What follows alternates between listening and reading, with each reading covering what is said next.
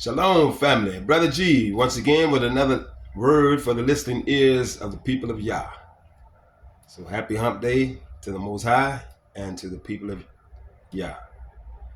I have another message, as I said, and it is entitled, The Times of Jacob's Trouble Won't Be Good for Our Oppressors. And family, I feel led to speak on this because once upon a time, I had it wrong, listening to somebody else until I read that chapter where this phrase is coming from. I read it myself. I'm like, wow, so many people get this wrong, thinking that it's going to be a horrible time for the 12 tribes of Israel scattered around the world. But it is not. It's going to be a horrible time for the enemies, the oppressors of the 12 tribes of Israel. And I'll just be reading out of that chapter, Jeremiah chapter 30. And so without further delay, I'll be happy to share this with the Hebrews. Okay, so the times of Jacob's trouble won't be good for our oppressors. Okay, Jeremiah chapter 30, and it reads, the word that came to Jeremiah from the Most High, saying, thus speaketh the Most High, Yah of Israel, saying, write thee all the words that I have spoken unto thee in a book. For lo, the days come, said Yah, that I will bring again the captivity of my people Israel and Judah, said Yah, and I will cause them to return to the land that I gave to their fathers, and they shall possess it. And these are the words that the Most High spake concerning Israel and concerning Judah.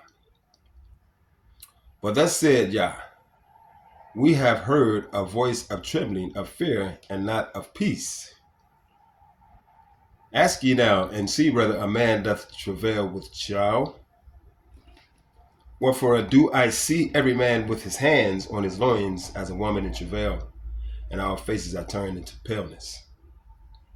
Alas, for that day is great, so that none is like it.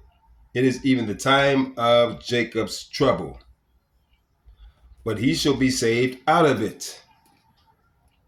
For it shall come to pass in that day, said Yah of hosts, that I will break his yoke from off thy neck. He's going to break their yoke from off our necks. That's what it's talking about. And will burst thy bonds, and strangers shall no more serve themselves of him. Our oppressors and strangers shall no more serve themselves of us. That's what it's talking about, family. But they shall serve Yah, their Most High. We shall serve Yah, our Most High. And David, their king, whom I will raise up unto them. He's going to raise our King David back up. He's going to resurrect him. Verse 10, therefore fear thou not, O my servant Jacob, said Yah, neither be dismayed, O Israel, for lo, I will save thee from afar, and thy seed from the land of their captivity. And Jacob shall return, and shall be in rest, and be quiet, and none shall make him afraid. None shall make us afraid anymore, family. For I am with thee, said the Most High, to save thee, though I make a full end of all nations, whether I have scattered thee. He's going to make an end of all nations where he has scattered us. Yet will I not make a full end of thee, but I will correct thee in measure, and will not leave thee altogether unpunished. That part of the scripture, we are dealing with that right now. We're living this part of the scriptures out right now. Yet will I not make a full end of us, but I will correct thee in measure. That's what he's doing now, and have been for a while, and will not leave thee altogether unpunished. We have not been altogether unpunished, suffering the oppression under these nations and discrimination and all kind of stuff, Jim Crow, so we're dealing with that now. This part of the scripture will actually is being fulfilled in our lives right now. He will not let us go unpunished. So we're still suffering now. We might not be slaves physically like our ancestors were in all the nations, but we're still oppressed. So this part of the scriptures is being fulfilled right now for the children of Yah, us Hebrews. Okay, verse 12 said, "For thus said the Most High, thy bruise is incurable, and thy wound is grievous. There is none to plead thy cause, that thou mayest be bound up. Thou hast no healing medicines." See, that scripture. There is none to plead our cause. There's nobody to plead our cause. Is what the Most High said here. That thou mayest be bound up. Thou hast no healing medicines. We don't. All thy lovers have forgotten thee. They seek thee not. Nobody's coming to seek us to see if we're doing fine or not in these nations. For I have wounded thee with the wound of an enemy, with the chastisement of a cruel one, for the multitude of thy iniquity, because thy sins were increased. Why criest thou for thine affliction? Thy sorrow is incurable for the multitude of thine iniquity, because thy sins were increased. I have done these things unto thee. See, that's the punishment we have been suffering in these nations for all these centuries. Is what it's talking about. With this, what the scriptures is talking about here. Okay, verse 16. Now this is pertaining to those who have been oppressing us.